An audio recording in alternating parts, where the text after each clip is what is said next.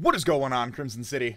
My name is Crimson CBAD, bringing you guys our Week 4 Team Builder going into APA, the American Pokemon Association. Your Detroit Steel Wings are going up against Coach Sleeping Knights and the Montreal Toucannadiens. My boy Kyle, man, we got quite the history together in competitive Pokemon in general, so I'm really looking forward to this matchup. I hope you guys are too. If you guys are excited, show some love on that like button down below. If you're new, feel free to hit that subscribe button as well. Let's talk a little bit about Kyle's team here really quickly. Kyle's got a very, very scary team in my opinion. We talked about this in the live draft afterwards.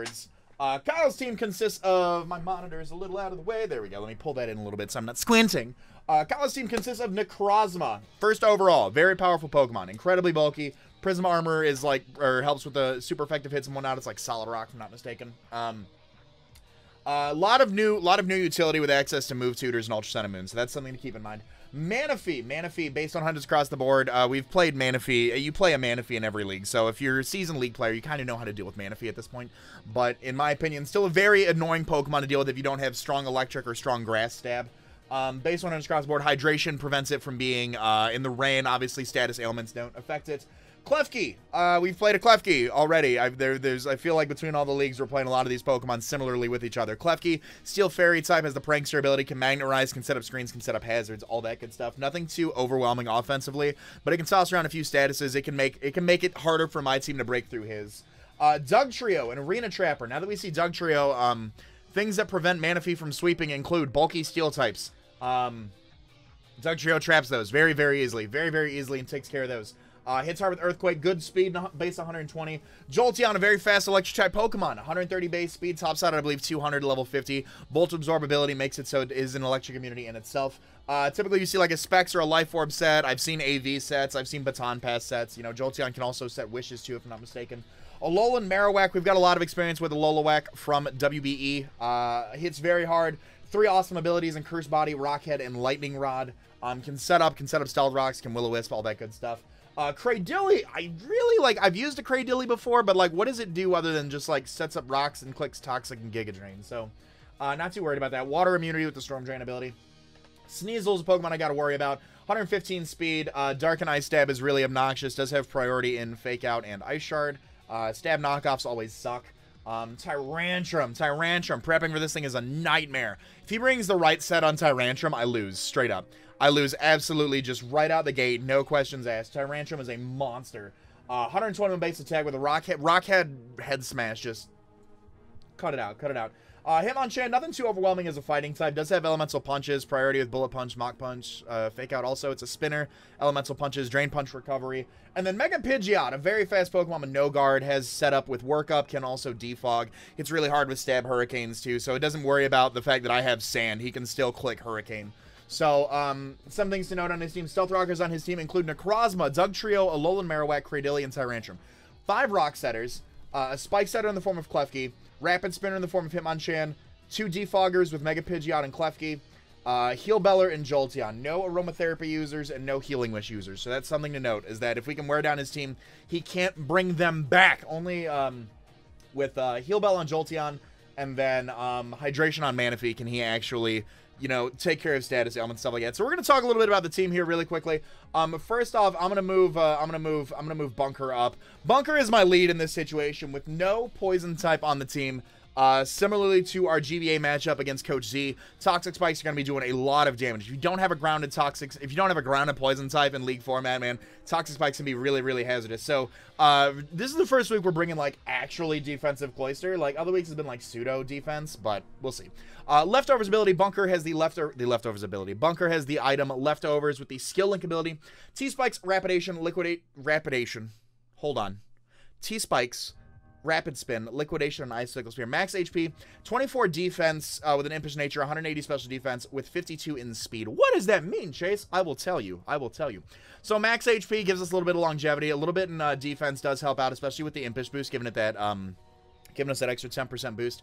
180 in special defense. We can take 1 Hurricane from a Mega Pidgeot, from a timid Mega Pidgeot.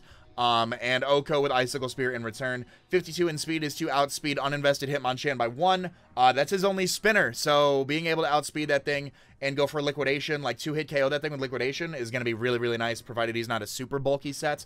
But the plan is to lead and get up T-Spikes, honestly. T-Spikes are going to be really, really good, I feel.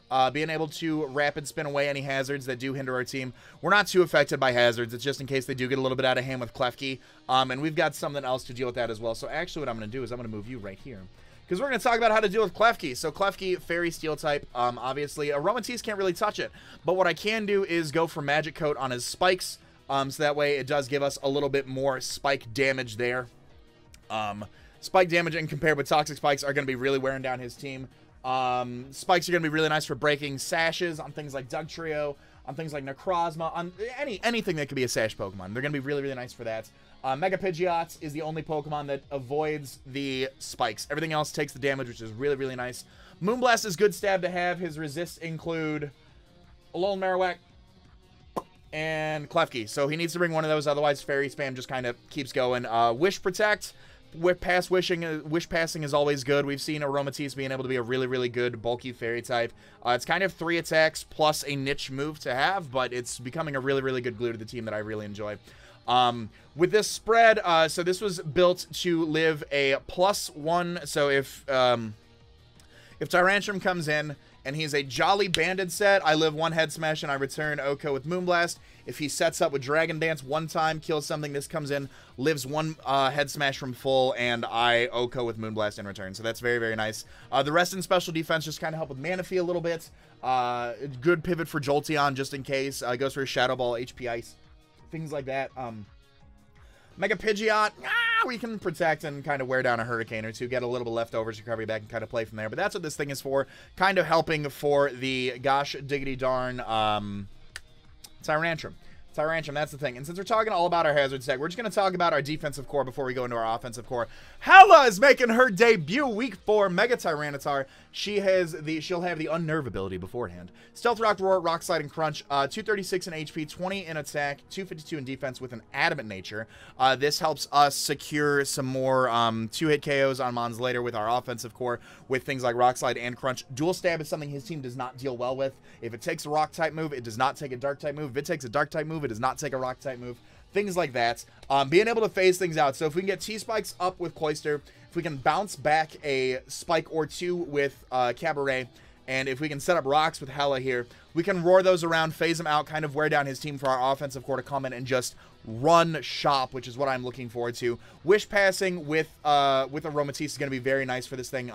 As physically bulky as it is, we put a lot in defensive bulk, just because with base 120 special defense and getting that Sandstorm boost, I believe it's an extra 50%, don't quote me on it, does give us a very bulky Tyranitar, and Wish Passing that is going to be very, very nice for the longevity. So I'm really excited to bring Hella this week. This is the first week that we're bringing the Sand Core, and pairing off of that Sand Core, we're bringing Serrated. He is the Sand Sweeper he was meant to be this week. Life Orb, Sand Rush, Excadrill with SD, Sandstorm, Iron Head, and Earthquake. 20 in HP, 252 max attack, 228 in speed with an Adamant nature. The only thing on his team that outspeeds us is Scarf Dugtrio, should he bring it. Other than that, this thing outspeeds his entire team under Sand. I didn't want Rapid Spin on this thing. Rapid Spin with the Life Orb, there's no sense in losing the extra 18 HP just to remove Hazard. That's why it's on Cloyster. Dual Stab really just messes his team up. Obviously, you could have the Magnet Rise on the Klefki. I 2-hit KO with Iron Head. If non-super defensively bulky, I Oko Klefki at +2. At +2, this thing just runs shop on his entire team. Earthquake obviously hits everything. Iron Head is there. Tyranitar, if he's like Shookaberry, like, oh, he's going to go for Earthquake, I'm still going to hurt you really bad with an Iron Head, especially after some spikes and some rock damage too. So that is why that is here. And plus, just in case on the off chance Hella does go down, being able to set up the Sand for myself is going to be really nice as well. Coming in also as our offensive core, 6 Sensimus Magius. He is rocking the Choice Scarf again this week, the Levitate ability, Shadow Ball, HP Fighting, T-Bolt, and Destiny Bond. 28 HP, 248 special attack, 8 special defense, 224 speed with a Tibin nature. We are outspeeding +1 Manaphy. If he brings a Scarf Manaphy, Manaphy is not one of his Z-move users. His 2 Z-move users are Necrozma and Tyranitar, to note. But we do outspeed a Scarf Manaphy for whatever reason. We also... What else do I have here? Yeah, outspeeds +1 Manaphy. So if he's Scarf Dougie, it's really nice because he can, like, trap something and go for Earthquake. Then Miss Magus comes in and just starts spamming Shadow Ball because his Shadow Ball resists his Shadow Ball immunity is Mega Pidgeot. Yeah, Mega Pidgeot. Sneasel. Sneasel doesn't want to take that. And if I predict the Sneasel, if he still got the Sneasel around, I can go for HP Fighting or I can go for Thunderbolt. I can 2-hit KO with both of those. Hidden Power Fighting actually does a lot to the Sneasel if he's not Eviolite. But Thunderbolt is also there for the Mega Pidgeot, for the Manaphy as well. Shadow Ball spam after Pidgeot is gone is really nice. HP Fighting is there, like I said, for the Sneasel. Just to be able to KO that in a very niche way. So last but not least, for our offense, so we've got really fast physical offense, we've got really fast special offense, and then we've just got the nuclear missile that is Wintergreen. Wintergreen is coming this week. He is rocking Dragonium Z, the Levitate ability, Draco, Psyshock, HP Fire, and Roost. 68 in HP, 4 in defense, 252 special attack, 184 speed with a timid nature. I didn't want to run max speed. I'm outspeeding the fastest thing I can, which is Manaphy by 1 point. If he doesn't bring Klefki, Z Draco is an absolute nuclear warhead to his team. Nothing like defensive, like max Spadef AV Necrozma maybe, but other than that, if Klefki's gone and I click Z Draco, something's going down. Psyshock hits his entire team outside of Sneasel. HP Fire hits the Klefki and the Sneasel as well. If he ever brings Sneasel in on this thing, I'm staying in and clicking Draco, just in case he's like, oh, I'm going to Swords Dance, I'm going to low kick predicting something. No. I am just clicking Draco Meteor right then and there. I'm going to get rid of it. I think Latios has a lot of potential this week. I think our offensive core and our defensive core on this team do match together very, very nicely, and I'm really looking forward to this matchup tomorrow. If you guys are excited for the battle, show some love on that like button down below. Go check out Kyle's channel. The link will also be in the description of this Team Builder video. If you're new, feel free to hit that subscribe button as well. Plenty of competitive Pokemon content coming your way.